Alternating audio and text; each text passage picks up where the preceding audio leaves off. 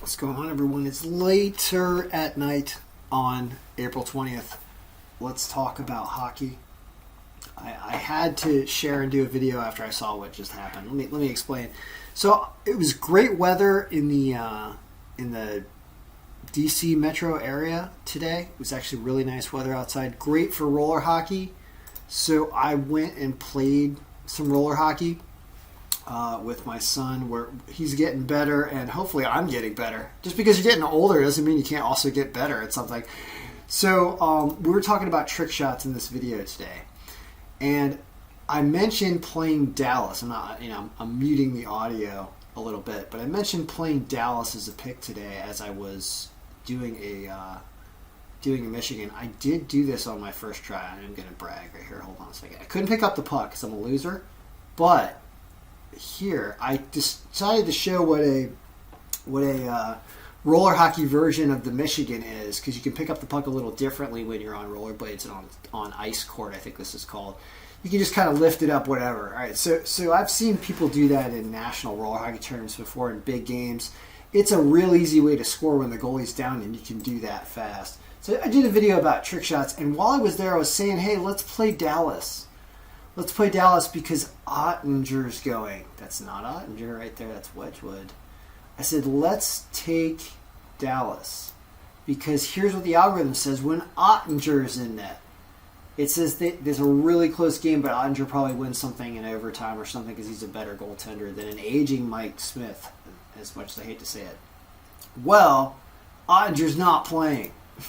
So when I updated the goalie stats and brought in the new projections, this is how you do this if you have a copy of the NHL algorithm and you paste it right there. You get the new projections and you refresh this, watch what happens. Whoops, all of a sudden everything's upside down. And now Wedgwood's rating, which is not even close to the rating of Ottinger, is 10% lower, ends up changing the projection of this game, and now all of a sudden Edmonton wins this game, and this game's, I believe, going into the second period right now, and I saw 2-1 Edmonton last time I checked. Yep. It's going into the second. So Dallas is going to have to help and outscore here. Both these teams are probably fighting for playoffs, so I just felt like when I was out today, and I didn't want to think about this the rest of the day, so I already made my wager when I was out here missing shots. But by the way, I have a brand new stick. You can see it close up at some point. Hold on a second. I want to talk about this for a second because I went all over the country looking for wood sticks. They're so hard to find. I actually have a couple that say made in Ukraine on them, actually. A Sherwood PP77 it's called. This is a PP26, I believe, curve, this 9950 or whatever. I love wood sticks. I'm old school. And I love them, and I had to find these in Pennsylvania, like the last two that were in Pure Hockey's inventory in Pennsylvania. I found them, and I'm using them right now. They're awesome. Anyway, enough of that. Let's talk about this, and then I want to talk about baseball, which is actually why I recorded this video, is about baseball, if you can believe it. I don't know how many minutes we're into this. This is going to be more than 5 minutes because I want to talk about some review. But so after we got confirmed goalies, with the exception of Robin Leonard, and Micah Brisson, I believe, is hurt, so I don't even know who else they would go with if it isn't Leonard. It says still Colorado is the number one pick of the day to win. You're not going to get a good line, but that's what's supposed to happen. And then Washington, you get this underdog line with them supposedly fighting here. Very interesting game. I've been to the bowl there, on 420 at the Vegas T-Mobile Arena, whatever it is, right? It is an incredible place, so that's going to be a heck of a game and really fun to watch. I can see why that's a late game because you got to have that late for the West Coast too. So that's interesting if you're up late watching hockey and you want an underdog line. And this stayed the same here. It says bet the over in this game, which is probably only set at, I'm going to stop talking about hockey in a second. The over-under in that game is 6.5. It's tough. All right, whatever. All right. So point is have fun watching hockey. I'm going to root for the Caps, so I don't want to curse them. All right, let's talk baseball. So I did some work on the baseball file, and I'll fast forward and tell everybody who wants baseball start at 5 minutes basically when you're watching this video. And we'll do another 5 minutes about baseball.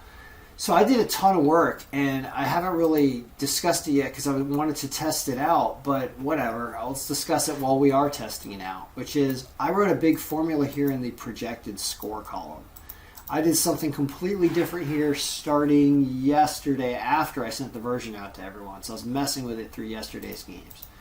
And what this formula is, this is kind of a more symmetrical algebraic type formula to determine runs. With a little sprinkling of whatever this margin is. And what I mean by that is I'm looking at the ERA of the opposing pitcher and the number of innings that pitcher normally pitches per start, which is a stat that exists here in the pitcher sheet over here. Innings per game started. I'm using that number to try to determine how many runs they're essentially going to put up on the starting pitcher. How many runs was Pittsburgh supposed to put up on Woodruff in however many innings Woodruff normally pitches? Right? I guess maybe he pitches 4 innings or something probably because he's done 8.2 in what looks like 2 starts so far this year. Whatever that is, I incorporated that into the formula here for this projected score, and I also looked at the bullpen ERA factor for the remaining innings that are normally in a game. And I added that and threw that in algebraically. And that's what you get here with this crazy VLOOKUP thing going on here divided by 9. And I think it's working, but I don't really know. We got to test it out. But that's what I did because I always wanted to do something like that. And then I also added in a little bit of margin to push the score in a certain direction of the positive margin team. And that needs to be worked on especially. Because sometimes your scores are not going to agree with your margins. Like here, it thought that the White Sox are actually not going to score as many as the Indians, but it gave the White Sox the positive margin by being a more powerful team in this scenario. Because Dallas Keuchel was 1-0. Keuchel? I don't know what you call that. Dallas with the K. I don't think he threw too many Ks today because apparently they lost 11-1. So yikes. This game got missed. Oh yeah. At least one person or 2 people mentioned today screwed up. I forgot to include this game on the original email. And what happened was I had screwed up the game number area. And I've had questions about the game number area. What is this? What's going on? So that's what you're going to get for the last 2.5 minutes of this video. Because instead of me screwing up and not being able to have this screwed up, let's talk about what happened. So this game number is supposed to be however many games there are. The first game, there's an away team and there's a home team, right? This is a game record. Think of these records as like a horizontal slice of a burger or something. Like there's the burger, there's the lettuce, there's the bun or whatever in this table thing that we're looking at. The top bun of the burger is on top, and however many layers of meat patties you want is how many 2-row game things there are in this sandwich that is your day's burger of all the games. So this little beef patty right here has to be in chunks of 2. And which beef patty is it? It's beef patty 1. I know we're talking food. We're talking burgers. Beef patty game 1 was here. Game 2 is here. Game 3 was here. So, well, what happens is, in reality, here's what happens. During the day, all of a sudden, guess what? It's raining in Cleveland. And this game all of a sudden becomes a rainout. I'm simulating it didn't happen today, but it happens on other days, right? So I'll be like, what happens when there's a rainout here? Well, all of a sudden, game number 2 is going to start to break in other parts of the file. When you bring in lineups, RotoWire is going to omit the rained out games lineups from the list, so it's going to screw stuff up, and your matchup sheet's going to screw up. And you're like, how do I get rid of this game? And the answer is, well, Burger Slice game number 2 doesn't have to be there. You could start at number 3. If you wanted to, and all of a sudden that game just disappeared. It's gone. Like it was here, and now all of a sudden game number 3 gets called and gets put here. And then the question is, well, do you have a formula below this that's doing this right, or did the formula break because you messed with this yesterday? Like, what if you did this yesterday, and you were like, I want game number 10 from yesterday to go here? Then all of a sudden this stuff breaks when you were working on up here. It's not the right game. So what I just do is whenever I make a change like game number 2 got rained out, just take the formula. It's this plus 1. That's two cells up, and you just pull it down. and that fixes everything. And then you have this extra game at the bottom that became nothing because one of the games got rained out, so your sandwich just shrunk by one beef patty. How do you get rid of that? You just get rid of it like that. You got to pull blank stuff over that because there are formulas that are kind of complicated, and the formulas touch different patties of beef accidentally if you're not looking at the right game, and so that's why you have to get rid of the stuff instead of deleting, because your natural thought would be, oh, can't I just delete this? And I think that breaks it. I guess not. I guess it's fine. We'll see about that. Though there might be a reference error that pops up that doesn't work with. But I think maybe it is smart enough to do that right.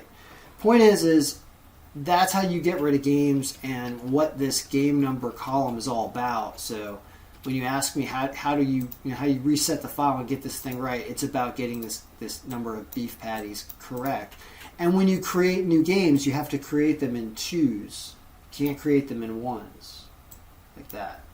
You can't do ones where you pull just one of them down like this. It doesn't work right because it's not. You see, it doesn't even look right. You can't do that. So you got to do it by twos to add them properly. Oh, BKB. Now that we just did all that, is there anything to talk about today? There are some scores, and let me show you how we enter in scores. So it's real easy, right? Just go here, and you enter them in. And I'm looking at them on my phone real quick, but I know that the Dodgers won, and it looks like they won 5-1. That's pretty awesome right there. Cincinnati and San Diego, I know that San Diego won. Look at this, 6-0. Orioles upset Oakland 1-0. What happened there, Jordan Lyles? Wow. What else we got? Phillies, a game that got ignored originally, would have lost according to the algorithm anyway. The algorithm had Colorado there. The second White Sox-Cleveland game was a Cleveland win 2-1, but the first one was ridiculous, 11-1. Tampa Bay and Chicago. Tampa Bay is up 8-2 in the sixth. Angels are up 6-0. Wowza. Cardinals are up 2-0. Okay, that's an underdog Cardinals.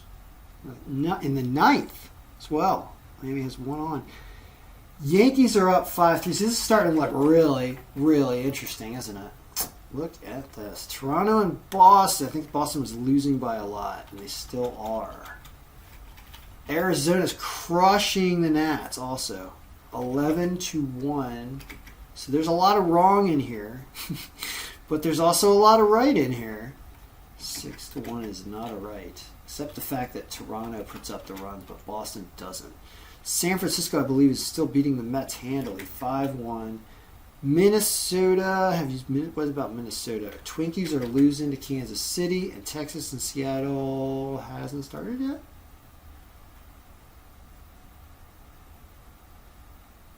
Texas and Seattle, I don't know why I can't see it. Oh, it's 0-0. Okay, so what does all that do? All that, yeah, so I was about to say, you get that weird loss where Oakland doesn't put up any runs at all against Baltimore. But you have crushing it, looks like they're winning it, Yankees. Is that over? It's in the bottom of the ninth with nobody on. So pretty good chance the Yankees are winning. Oakland doesn't score runs, then Milwaukee wins. And they win by 2, but look at San Diego wins by, 5 or 6? San Diego wins by 6. And if you're going to see high margins of victory up here, then the algorithm's doing stuff right. Should have had the Angels higher up. Should have had Tampa Bay higher up. But this is good. And it's good that these are also winners. And if St. Louis wins especially, that's an underdog. Wrong about the Mets. Wrong about this first White Sox game. Wrong about Boston scoring. But they have a bad team power percentage. Wow. And so does Minnesota. Interesting. Because you can sort this in different ways. So not only margin, but also by power and margin. So what about descending power? that weird White Sox loss and Mets loss, and then you got these wins. It's not that different. I like having San Diego up more at the top anyway, so yeah, I like this better. But, So I don't know, interesting stuff, and I haven't even done things like added in wind or, made the updates for what the wind was at these places. I think Milwaukee's a dome. Doesn't matter. But you can go in here when you purchase. I lowered it to $100 now. So if you want the MLB algorithm for the last 10 days or 9 days here of April, I'm not going to do it after that. You guys have to do it on your own and take this on your own. But I have done videos to show you how to update it. So anyway, all right, guys. The longer video than normal, but I hope I answered the questions for people, and I hope we're getting some value out of this, because 4 out of 5 is not bad. And our underdogs go only, it looks like 1-3. That's not good. I don't know. All right, good luck, everyone. Picks